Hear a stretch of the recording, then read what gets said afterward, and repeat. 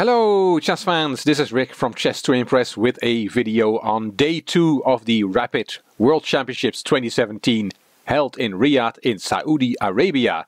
These are the standings after day 2, and like after day 1, it's Vladimir Fedoseev, the Russian Grandmaster, who leads the field. He has now 8 points out of 10 games. We see the top 10 here. Anand is still very much in the running, former classical world champion Vishwanathan Anand from India. Peter Svidler, Russian champion, 8 times Russian champion, is there. And Magnus Carlsen, the classical world champion, has crept in the top 10. He's now in 6th place, 1 point behind Fedoseev. Quick look at the schedule. Rounds 1 to 5 were played on December the 26th. December 27th, rounds 6 to 10. And on December the 28th, we'll see round 11 to 15, which will be the end of the rapid part of this World Championship.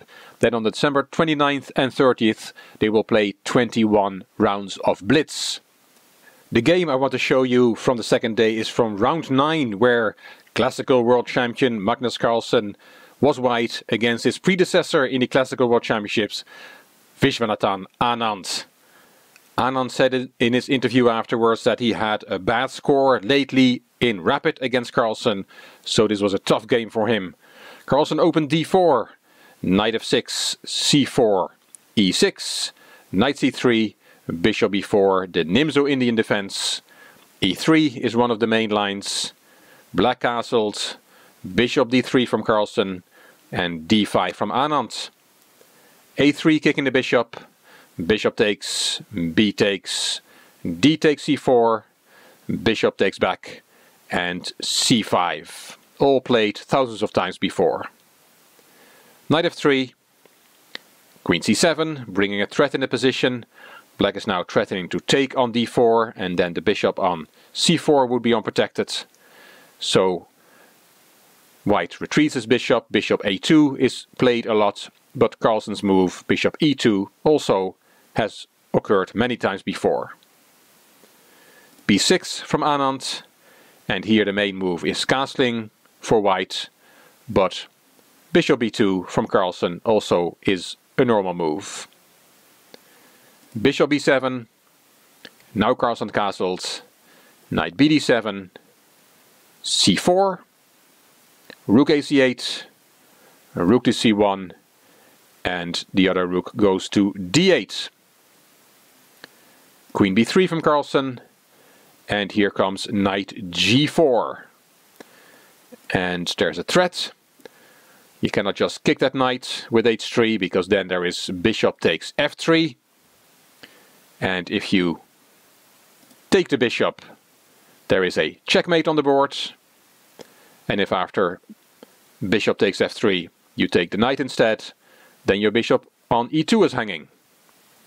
So in this position, h3 would be a big blunder. Carlsen, of course, didn't fall for that, and he played g3.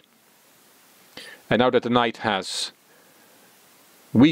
forced a weakening of the light squares by white, the knight returns home, knight gf6. Quite instructive. The knight went to g4 to force a g3 move, which weakens the white structure somewhat, and makes this bishop on b7 a very strong piece. And the knight now returns home. Rook fd1 from Carlsen, knight e4, and here Carlsen played knight e1. He is going to reroute that knight via g2 to f4 to support the d5 square, because he wants to play this pawn up, as we'll see. Knight d6, and Carlsen pushes in the center, d5. E takes d5, c takes d5, c4 hitting the queen, and queen c3 looks like a logical move with that checkmate threat on g7, but then black plays knight f6. It's possible, but Carlsen decided on a different square for the queen. He played the queen to c2. b5 from Anand. There goes the knight, rerouting to f4. Knight c5, knight f4, queen e7, bishop g4, hitting that rook. Rook went to c7, and now the queen went to c3 after all. with a checkmate threat.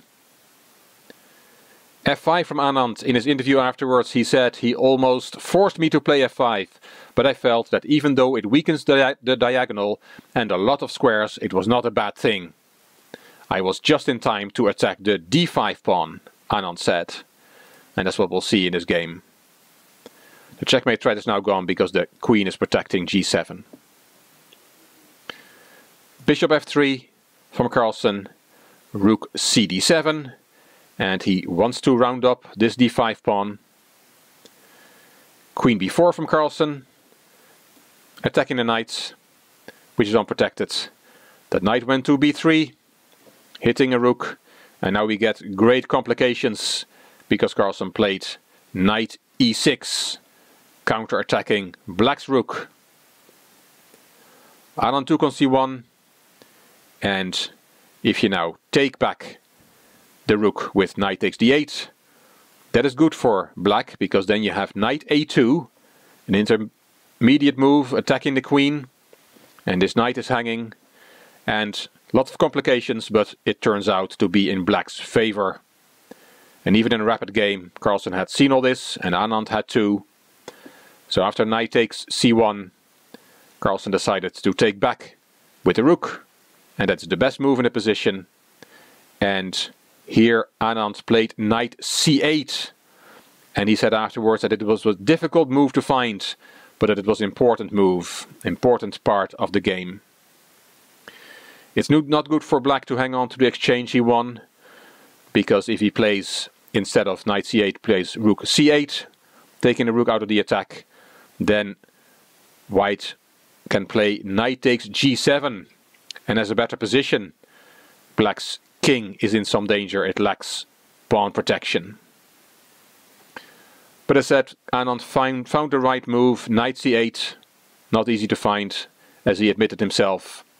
And here there are different options for white. He can take on g7, or he can take the rook, but Carlsen decided instead to take on b5.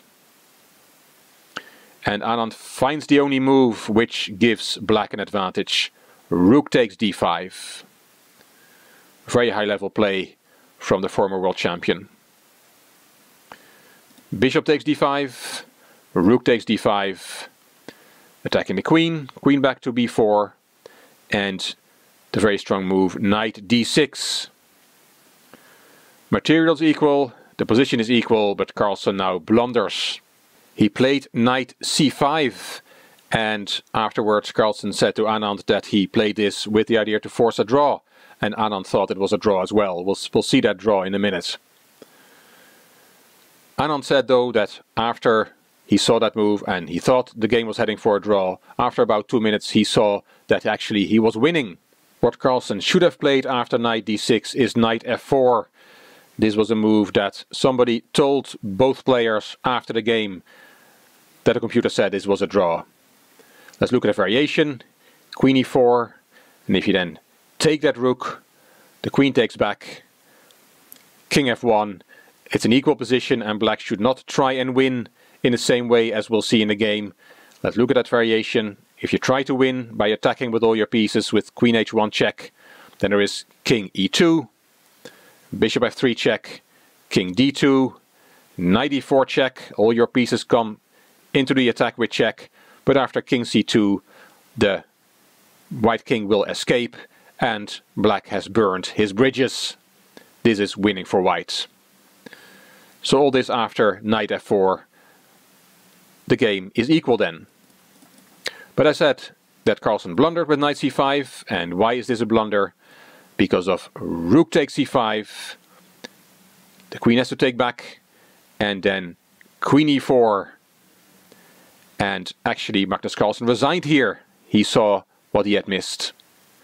Why did he resign? Well, we have a checkmate threat on g2 and on h1, so you have to play king f1. And then first Anand thought, as he said in his interview, that the game would peter out to a draw with queen d3 check, and you cannot go to e1 because of bishop f3 with a checkmate threat. So after queen d3 check you have to go back to g1, and then queen e4, and we get a move repetition. But as said, when Anand had thought this through for a few minutes, he saw that after king f1 he can play queen h1 check, and it works because king e2 is the only move, and then bishop f3 check. This was the move that Anand suddenly saw that it worked. King d2 is the only move, and knight e4 check is a lovely fork on king and queen. Yes, your own queen is hanging as well, so you have to be careful. King c2 again is the only move, and the best way is now to sacrifice your queen for the rook with check. King takes, knight takes c5, and black is a piece up with a winning endgame. Great win for Anand, beating Carlsen with the black pieces, and a setback for Carlsen, but he showed the resilience by beating Jan Nepomniachtchi in the last game of the day in round 10. Hope you liked this video on the second day of the Rapid World Championships 2017. If you did, please give the video a thumbs up. Please subscribe to the Chess to Impress channel. Please leave a comment. You also may want to check out my other channel, Chess to Progress. This is Rick for Chess to Impress. Thank you for watching.